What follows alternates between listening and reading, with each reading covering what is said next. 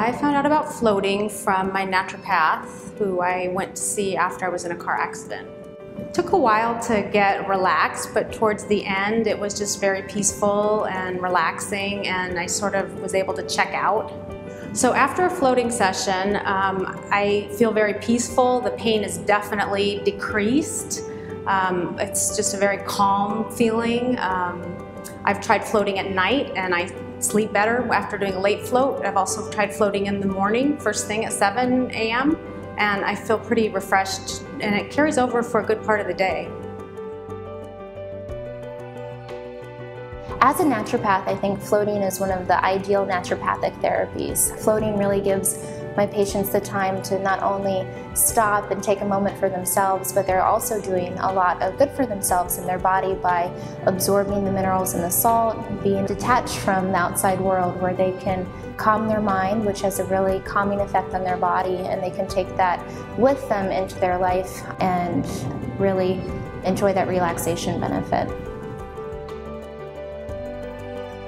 The impetus for opening Float Seattle was based on a need, really. An interest in providing access for people to meditate, to heal, and there wasn't anything in Seattle.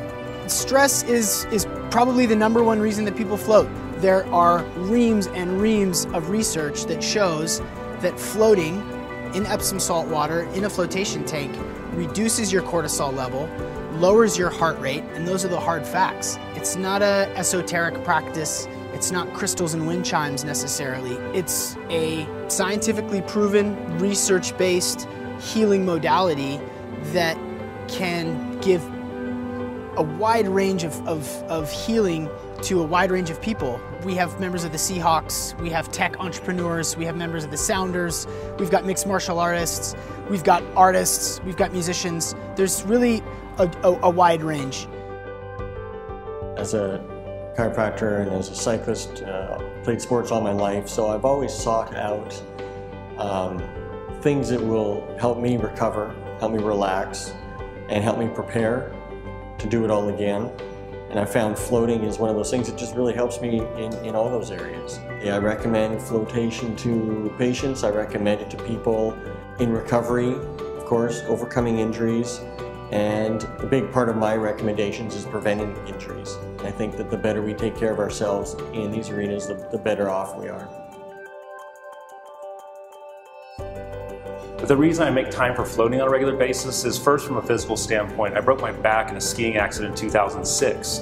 So I lived with chronic back pain since then, as well as knee injuries and other sports injuries I've dealt with. Floating for me gave me, in the first time I did it, an immediate relief and even a period of time over that just allowed me to have a lot better quality of life. So physically, from a physical standpoint, it really opened a lot of things.